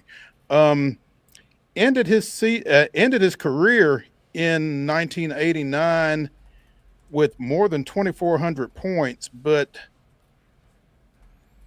Florida was investigated by the NCAA after Maxwell's eligibility concluded, and as a result of that investigation, Florida was placed on probation.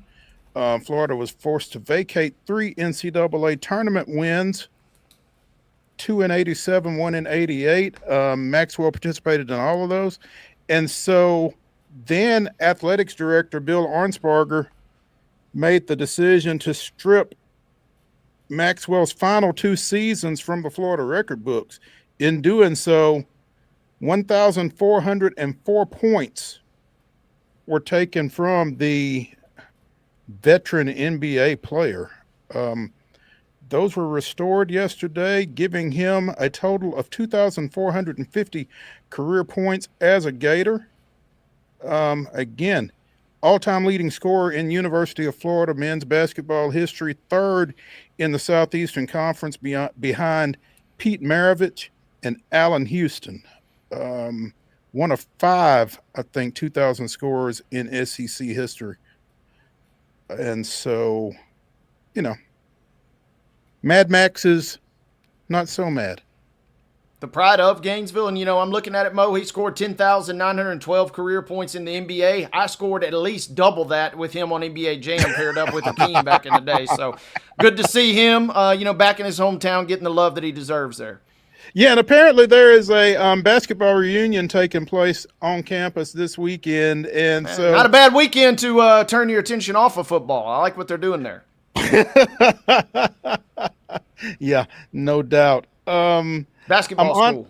I'm honored and truly appreciative that the legacy I created in my hometown of Gainesville can once again be celebrated, and my mother, who is 82 years old, will be able to see this relationship mended, which means the world to me. That was a post from Mad Max on social media yesterday in the aftermath of this announcement. So yeah, hometown hero being recognized on his campus this weekend. That's great stuff. Let's take a break as we continue the weekend warm-up edition of Main Street Sports Today, presented by the Tennessee Orthopedic Alliance of Columbia. When we come back, we'll talk a little college football with Michael Felder. Stick around.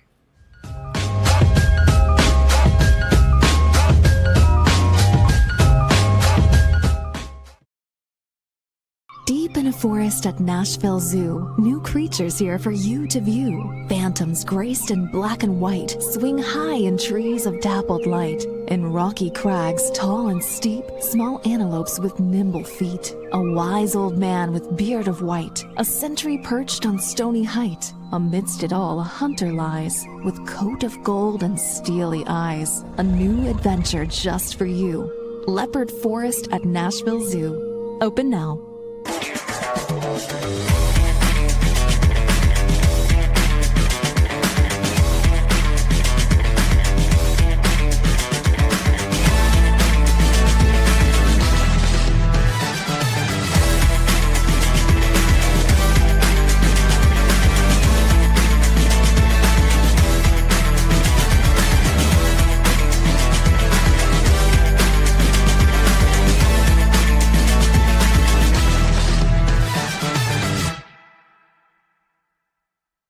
Jones & Lang Sporting Goods here in Columbia has been outfitting teams, officials, and anybody else from T-ball to college for 50-plus years. Be sure and check them out at 931-388-8060 or online at jonesandlang.com. Jones & Lang Sporting Goods, the look of a winner. Piggly Wiggly, located in Neely's Mill Shopping Center, is Columbia's locally owned and operated Cost Plus 10 grocery store dedicated to serving the community with low prices and smiling faces.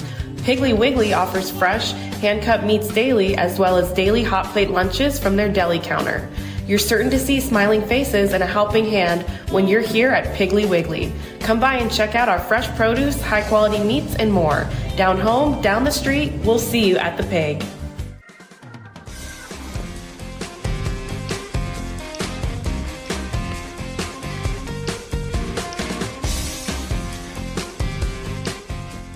Weekend warm-up continues here on Main Street Sports Today, presented by the Tennessee Orthopedic Alliance of Columbia.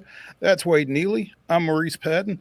Pleased to have with us now college football analyst Michael Felder. Michael, good afternoon. Good afternoon. How are you guys doing? We're doing well, man. Hey, I got to tell you, Michael, this is the first time I've been able to be on with you. I think Wade has had you on a couple of occasions, but I've followed you on Twitter for a long time. And whenever whenever I see the name Michael Felder, I'm a baseball fan. I've been a huge baseball fan all my life, and I'm reminded of former Brewers, among others, outfielder Mike Felder whenever I see or hear your name. Any relation? Are you familiar with the name at all? I am. Hang on. Let me see if I got it back here. It might be in my living room. Yeah, I'm not related as far as I know, but I definitely have. I've got multiple people have sent me cards. Played for the Brewers, played for the Mariners. I know exactly what you're talking about, man. Okay. So okay. Yeah, I literally sent my kid to school with one of those cards one day just to see what would happen, and her friends had no idea, but the teachers were like, "Is that your dad? He doesn't look like your dad." And I'm like, "Yeah, it's I'm not him." Nice. Yeah. Well, thanks for spending some time with us, man. I appreciate it. That's amazing. Big game in the SEC this weekend, just because it's the only top 25 matchup. Auburn goes to Oklahoma, number 22 Tigers, number 11 Sooners. And I guess when you've got a 16-team conference, you expect to have more top 25 matchups than this, but this is the one this weekend. What's your read on this? I mean, I love Mateer. Like, I think he's really special, and he's kind of bubbled up. I will say this, and I have no problem I like being wrong. Like, when I'm wrong, I admit that I'm wrong. I thought Arch was going to be like, really, he was him, and Arch really doesn't seem like he is him. And so Mateer has stepped up to be, I think he might be QB1 in the SEC. I mean, we could talk about Pavia. We could talk about Sellers. We could talk about some of these other guys, but Lagway hasn't shown up the way we thought he would. Gunnar Stockton still has a little ways to go. So Joey Aguilar, to me, has improved his standing, but I really think that Mateer is like, yo, hey, man, I'm here. Deal with me. Don't you feel a little sorry for Washington State if, in fact, John Mateer is him after, kind of being the AAA team, first for Miami with Cam Ward and now for Oklahoma with John Mateer? But I don't know that I feel bad for them. Like, if what you do is get the guy to the next level, but if you can consistently do that, I think that's a good thing, right? Like, I understand what you're saying. What I'm saying is, if your role is to be the guy before the guy, that's not. I'll tell you what. How I feel in my career. You know what we call those people? We call them kingmakers, right? Yeah. I've worked with Jonathan Vilma, Sam Acho, Steven Nelson. I've worked with, when they work with me, guess what? I work to make them better, and then what do? They get good jobs. What do? Keep having the same job or no job.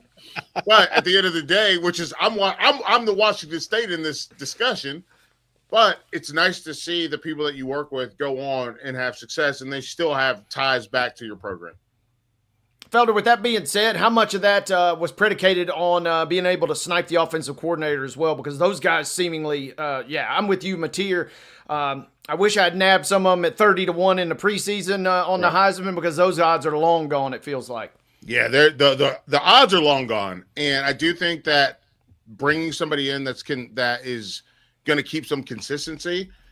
And for people that don't know, people that haven't played football, people that aren't around football, that's not their main orbit. The real deal for me is if you can take your language from here, right, or from Pullman, and you take that language to Oklahoma, Norman. Now all of a sudden he's speaking the same language. He just has to teach it to everybody else, and I think that's the cool part about it. So I'm excited. I think that I like Auburn though, man. I mean, Hugh Freeze, what a wild press conference he had about the size of his running backs, but that's another story for another day. And I see you laughing, but it's one of those things. I think that Oklahoma is in a spot. They're sitting.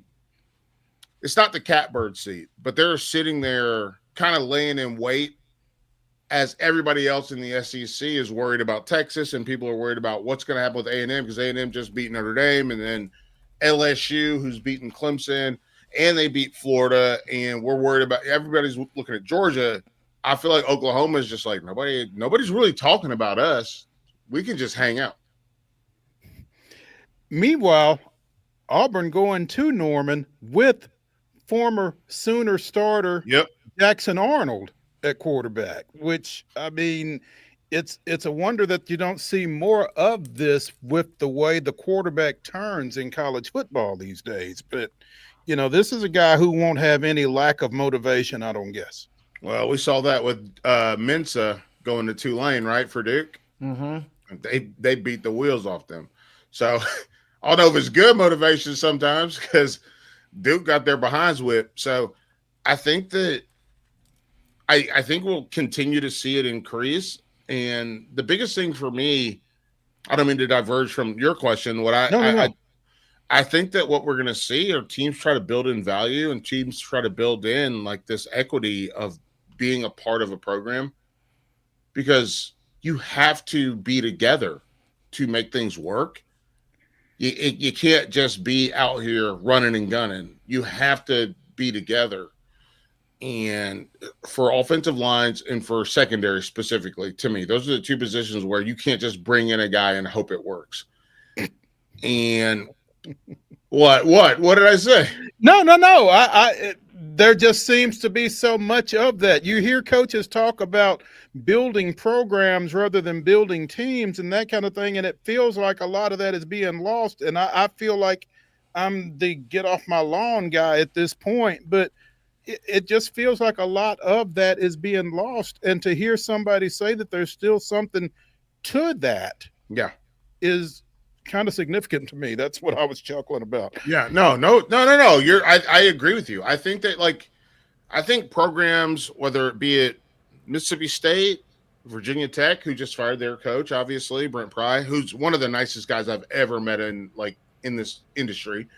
But you look at Wisconsin, you look at Iowa, and they don't buy teams. They can't afford to buy teams. And you have to, on the offensive line, you want to have, a 6-7 man rotation that you believe in. Arkansas has also been that way historically, where they had guys, like the Hogs literally had guys that they could do that with. And it's getting harder and harder to do. And I mean, look, I went to UNC, and they're getting it's taken through game 3. We're going into game 4 against UCF, and it's taken 3-4 games for these guys to realize what each other does, plus to find a running back.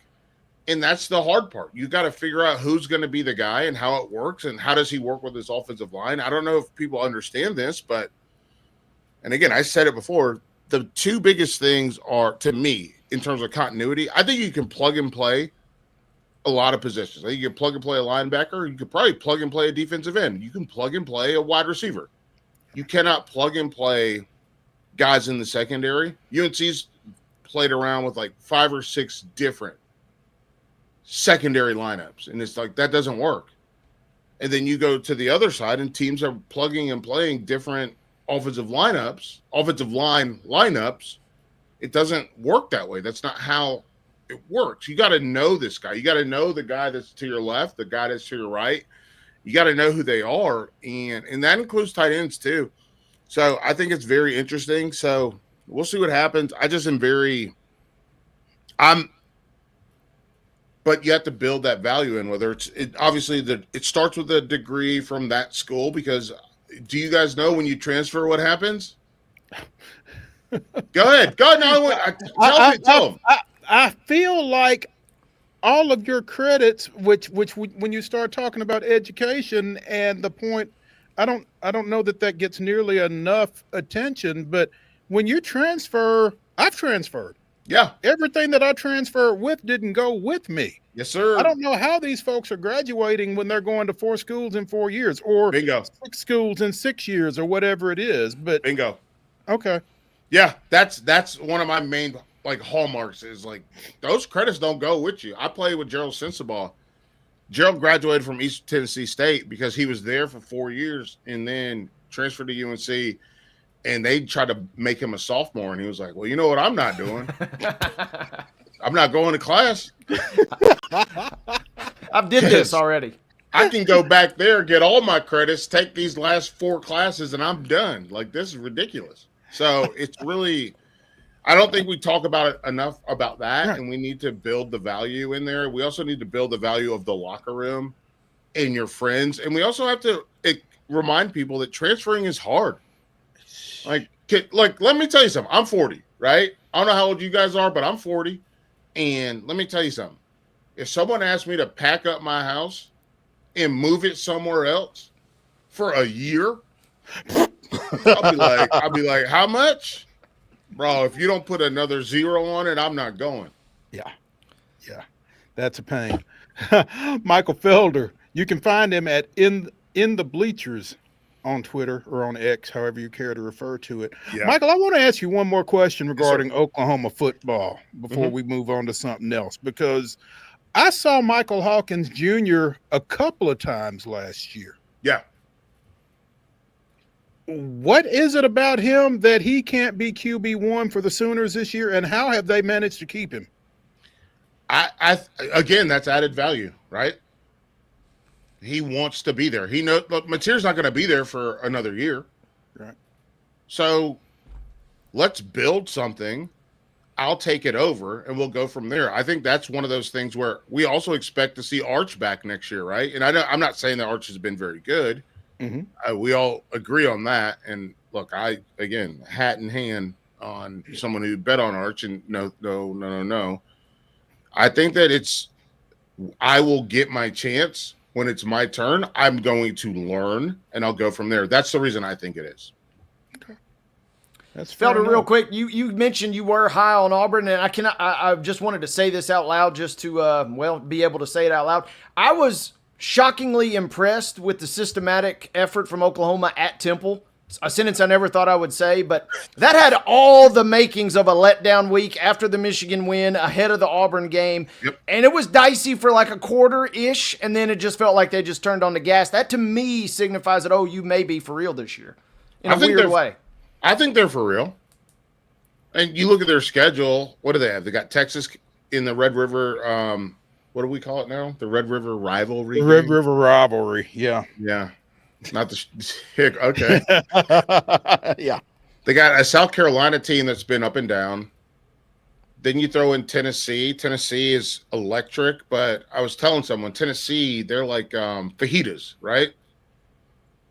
Like Tennessee is their fajitas. Like you get excited, yeah, when they come out, and then if you sit at that restaurant too long, you're just Can they cool off? We just have soggy tacos. And so we'll see what Tennessee looks like as they get to the end of the season. They got the Tide and Alabama. What a resurgence, right? Alabama's like get your brains beat in by Florida State, and then show up and just go do it. And I think they're finding their way under DeBoer, and they took care of business obviously against Wisconsin. And I don't think that's because Wisconsin's bad. I think it's because they realize as a team, we have to like look around the room, man. As my wife says, read the room. This is when I'm trying to like get close to her at night, and she's like, "Hey man, I'm tired. Read the room. Read the room." And I'm like, "Okay, you're right. I should be on my side of the bed and just like do what I do." And Alabama has to read the room with, "Oh, we're bigger and we're faster and we're stronger than everyone. What if we just went out and did that?" Right? What if we just like we don't have to be cute. We don't have to be sexy. We don't have to do any of that stuff. What if we just went out there? I mean, it's like a team that's trying to fight with swords when the other team has a handful of bricks. Like, just throw those bricks at them. Like, there's nothing they can do about it. With that being said, man, that may be a head-scratching loss when we go back and look at it at the end of the season, because Felder, it does not feel, if it was ever an attention issue, it feels like Alabama has everybody's full attention, and obviously next week at Georgia, that to me is going to be a pivotal game for that reason. It feels like the Tide are back and attentive, if nothing else. Oh, I totally agree with you on that. And the big thing for me, and I did College Sports Now today. And I told them, because I did the fajitas thing with them, because I think that is a really good analogy. Excellent comp. It really is. I think Georgia is cheeseburger, bacon cheeseburger. You can get it at Chili's, Applebee's. You can get it at Ruth's Chris. You can get it anywhere. You know what you're not going to be? Disappointed. Now, one time, don't matter where you get it from, you're not going to be disappointed. When have you had a bad bacon cheeseburger, right? You have had never. Never had a bad bacon cheeseburger. There you go. Real quick, while we're going down this rabbit hole, you've got my attention, Felder. Where does Vanderbilt fit in this food pyramid then? That's a grilled cheese sandwich. Mm. That's not a negative. No. Because a good grilled cheese, and this is the thing I always talk about with you. Listen, you want to go down this rabbit hole, I'll go down with you. Ain't nothing better on a late fall, early winter day when you get a little tomato soup, like homemade bread, grilled cheese sandwich. They got an opportunity to be the best meal that you had that month, and that's what Vanderbilt's doing. Like they've got. With Pavia, they have an opportunity to, at some point, we saw it last year, right, against, Alabama? Mm-hmm. We've seen it. They have an opportunity to be the best meal you might have that month. And that's what makes them dangerous. You put a little bit of herbe de Provence on that with the butter on there. Oh, man. Sometimes that might be the bacon cheeseburger. There you go. I'm just saying. That's all I'm saying. You put a little basil, and a little like a thing of sour cream in the tomato soup. That could beat the fajitas. I'm just saying. You wouldn't think many people would take a grilled cheese over fajitas, but you know, it depends on how long those fajitas been sitting there too. Michael, as I look through this SEC schedule tomorrow, is Ole Miss on upset alert already? Yeah, we have this. Tulane they're a nightmare, dude. Like, have you guys watched them play? I've not had a little bit of the Duke game, as you mentioned earlier. Yeah, and the Duke game, they just so I'll say this: there's two things. One, I will root for Tulane every single day of the week. When I was in college, I was in college during Katrina. And we donated all of our money, our per diem. We donated it to the Tulane Relief for their students and for the university. We donated all of our money to that. To see Northwestern, I will root against Northwestern every single game. Every game. So how about the coach in the aftermath talking about we didn't know why they wanted to do that and we didn't hear you don't have Google XYZ and hey, you've been in an equipment room, correct? Yeah. You know what they have in there? Jerseys. They could have switched them. Switch them. Could have switched them. And then it comes out. So it comes out, it was too short of notice. Then it turns into Well, we didn't want to wear dark colors because we're in New Orleans and it's going to be hot. So if you're scared, go to church, right? So Tulane, I don't know if they win this game. I think Lane Kiffin got his eyes on the prize right now, and he knows. You know what Lane Kiffin got his eyes on? Gainesville. Gainesville? Hello. Not Tuscaloosa? Gainesville. Let's go. I can win the way they want me to win. Score points. Get all these, collect players from Georgia, South Florida, North Florida, South Florida, and from South Georgia. Let's go. All those ties that he built up when he was at FAU? Yeah, boy. Let's go. I'm ready to roll. I don't think that they stumble on this one, but I do think Tulane puts up a fight. I know the number is what, 13-5, is that right? 12.5, depending on where you shop. Okay. Well, I think that they're going to I think Lane Kiffin gets the job done. But I will say this, and I stand on this. I'll stand on business on this one. Any success that Tulane gets, I'm there for it, because if look, let me tell you guys something. When I was 2005, I was 20 years old. I was using that money to underage drink. I needed that money after the game to buy beer. And I was like, you know what? The right thing to do is donate it to Tulane. That's the right thing to do. Well, I'll figure out a way to get some Mad Dog.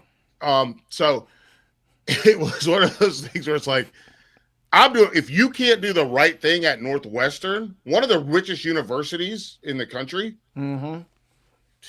lose forever. Go ahead and lose every game, and then make up an excuse. And then the truth comes out that you didn't even do enough conditioning to have your guys be ready to play in New Orleans in September. It was hot, Mike. I don't care if it's hot. It's hot. Are you kidding me? Hang on. Where are you from?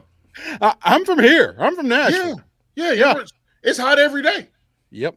So they don't get to, you know what they don't get to do? They don't get to talk to us about football weather. Because August, September, even into October, that's our football weather. There you go. And you guys ain't built for that? Oh, you're not built for it. Oh, wow. That's crazy. You're not built for this. Maybe you're not football players. Michael Felder joining us here on Main Street Sports today, and he has instantly become one of my top 5 guests. Mike, you mentioned Brent Pry and Virginia Tech a little bit ago. Yes. What names are you hearing at Virginia Tech? What names are you hearing for UCLA in the aftermath of Deshaun Foster? Anybody of note? I haven't heard anything for UCLA. I'm just going to be honest. But Shane Beamer, obviously, that's going to be an interesting one because he has the personal ties to the program. Sure. But South Carolina got the money. And but Virginia Tech is at best a lateral move, right? At best. At best. Okay.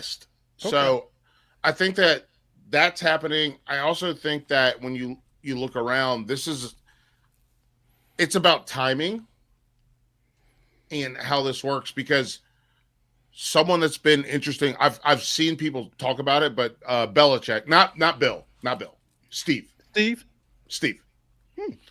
Because if Bill Belichick doesn't win games, UNC is not going to hire his son. They won't do it. So maybe that's another element for him. This is going to be really interesting. I think we live in a weird spot where when you look at them, and I think schools like Wisconsin, Virginia Tech, Iowa, even Nebraska in some spaces, like Scott Frost. Also, I think Scott Frost should be on some people's list too. But the schools that I just mentioned, they spent a long time where they had continuity and were able to keep people together. And that's how Virginia Tech was able to win 10 games a year for 10 years? Mm-hmm. And now it's hard to keep guys together for that long. So what do? They're never going to have the money that Oklahoma has, that Notre Dame has, that even UNC, and I don't even know what UNC is doing with the money, honestly, but they're never going to have the money. So it's hard to make that work. So this is a higher, I think that what you have to do is readjust your mindset. Yeah. Oh, Michigan State is another one of those schools, right? My wife went to Michigan State. How did they make the playoff in, what was it, 2013? Is that right? D'Antonio was doing some weird stuff up there. I don't know how he was pulling it off. Says the Wolverine fan. But they kept that team together and they figured out how to get there. They lost, obviously, but it was 6-3 at halftime against the Tide, and then they got blown out. But at the end of the day, I do think that these teams that live off cohesion and continuity, they're going to be they're riding in the back seat. And I tell you what, man, like I got a 7-year-old and she back there in the booster, and I don't want to hear from her at all. Not one. Listen. Hey, we are listening to Sophie Ellis Bextor because this is the medium that we have. This is the medium that we have between what Dad wants to listen to and what you can listen to. This is the medium one. This is in between. Hey, we can listen to Murder on the Dance Floor, but I know we're not listening to. Like if you're Georgia is listening to Young Jeezy. Georgia listening to Gucci Mane. That's not for the people in the back. That's not for the people in the back. And then the people in the way, the third row, they listen to Fleetwood Mac. Good music for sure. But it don't get you pumped up. Like, how many highlight videos have you seen of Fleetwood Mac? None. None. It's all Jeezy. Jeezy, Gucci Mane, like they going out. Like Kendrick Lamar, yeah, that's the front. And so they've got to figure out where they fit. And I think that for Virginia Tech, it's going to be really interesting to see how they fit and what they can do, because the Tidewater now, especially when you throw in Old Dominion, who has beat them 3 out of the last, 4-5 times? Mm-hmm. You throw in Old Dominion. You throw in ECU, who is willing to spend. My dad went to ECU, by the way. Shout out to the Pirates. Have you seen we all know their midfield logo, right? Oh, the dopest. Yeah. The dope. I think it's the best in college football. We can argue about the outline of the state, right? Outline of the state with the pirate, with the Jolly Roger in the middle. Yeah, the Jolly Roger. That's it. And I will say that I will not take any guff on this. They have the best slogan in sports. Period. Talk to me.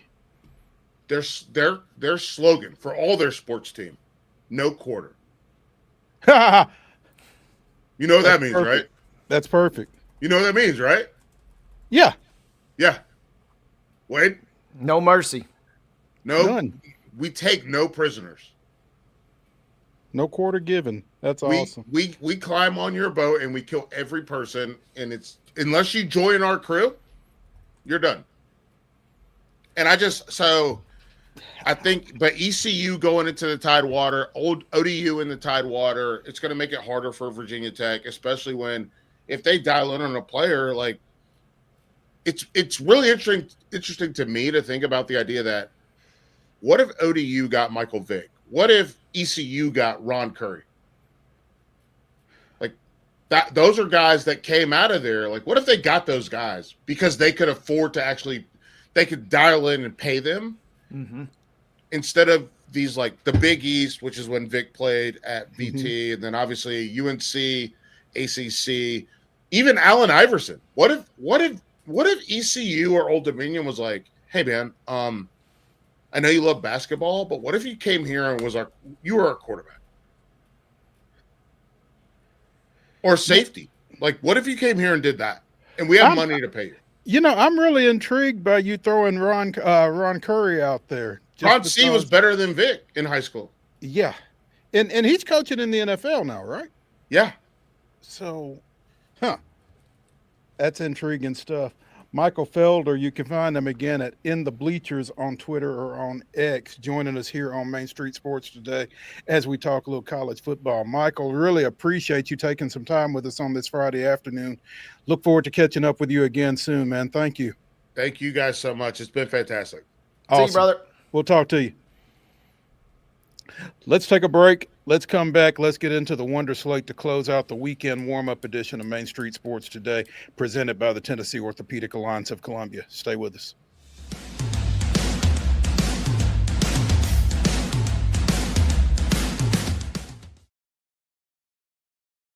Being in Tennessee, we wanted to try to keep it as local as possible, so we have an entire section of our menu that is just dedicated to local whiskeys like Uncle Nearest, Jack Daniels, of course, George Dickel, Nelson Brothers, Greenbrier whiskey, and all of our taps are all local. From 2 o'clock until midnight, we've got food every day for you guys. A good handful of appetizers, some entrees, and a couple salads and things like that. My name is Ethan Kanata. Please come down and see us at the Pick Lobby Bar here at the Omni in Nashville. There's a line that links us all. Most of the time, we don't even think about it. But it's everywhere. Illuminating our neighborhoods, empowering our businesses, and helping us to recharge. Whether it comes from our grids, the sun, or a kind heart, we believe in the power of good energy. And as your family and region continue to grow, you can trust that we'll always be there for you. Middle Tennessee Electric, bringing good energy.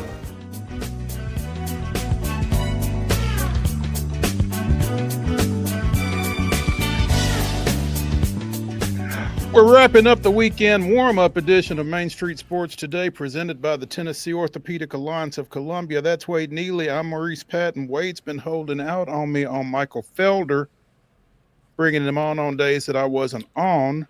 And we didn't even get into the Astros discussion. You think I'm a fan. That is the OG. So buckle up when we get into the playoffs. We'll get them back. All right. Sounds good. I look forward to it. Time to get into the Wonder Slate as Wade and I give you our 10 weekend winners. Wade, the floor is yours. Let's roll into the Wonder Slate. And as Mo speculated earlier, you can't have Iowa and Rutgers just pass you by without throwing a little pick out there. So we get a little Friday night football on the slate on this mid-September night. Iowa's favored by 2.5 going to Rutgers tonight. That game is a 7 p.m. kickoff, Mo, and you can see it on Fox.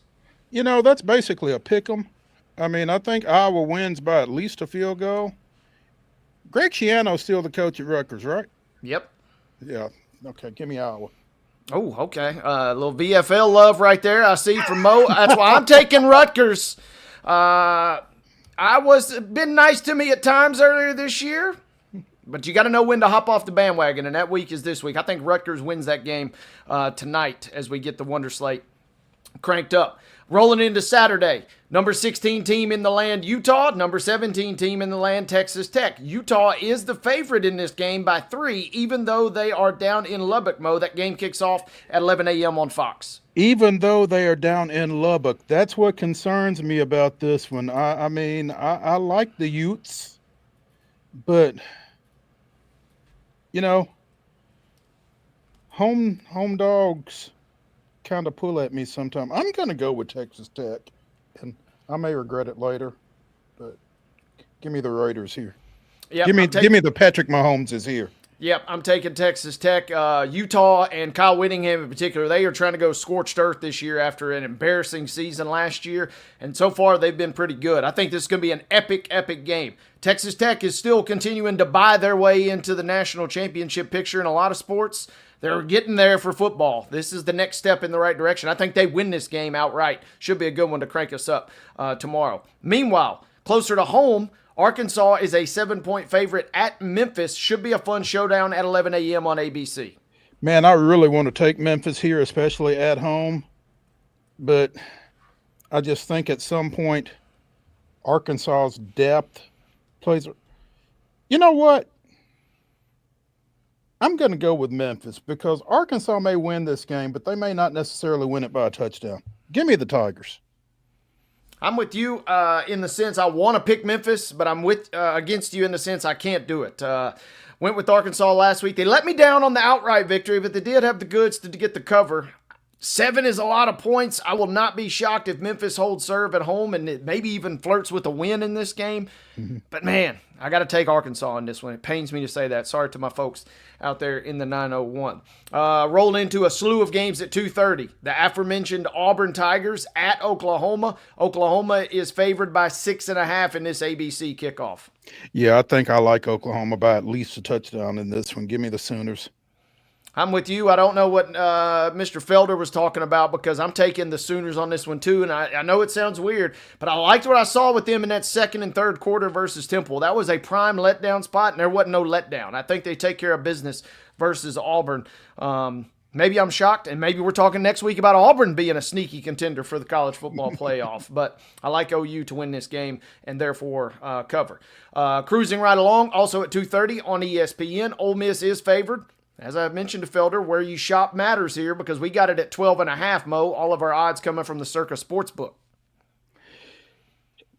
12.5 against a really scrappy Tulane team, even though it's in Oxford, just feels like a lot. I think Ole Miss wins the game. I think they win it by about 10. So give me the wave. I'm taking Ole Miss in this one because Lane Kiffin is ticked off. He hadn't covered in 2 weeks. He had the late field goal by Kentucky that cost him the cover. He had Arkansas nearly beat him in that 6-point victory.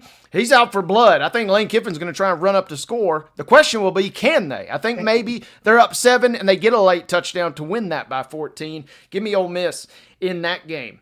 2:30 kickoff on CBS. You can also see it on Paramount Plus. Does Michigan, without their head coach, go into Nebraska and cover 2 points, Mo?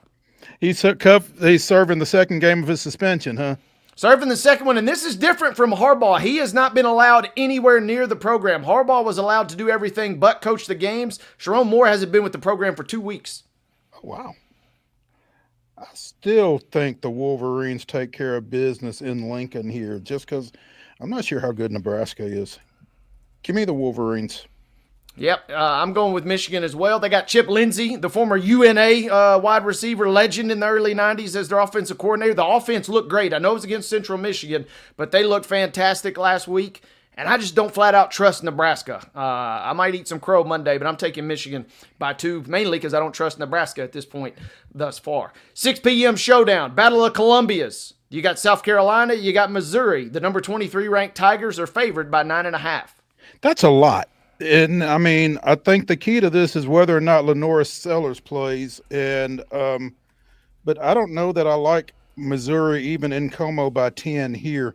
So I'm going to go out on a limb and take the Gamecocks to cover.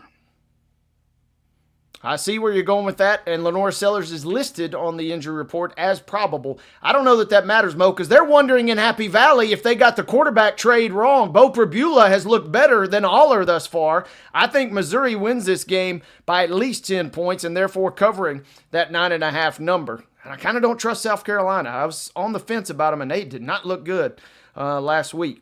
More on them later. Florida is at Miami at 6:30 tomorrow night, Mo. That game can be seen on ABC, and the Canes, number 4 in the land, are favored by 9.5.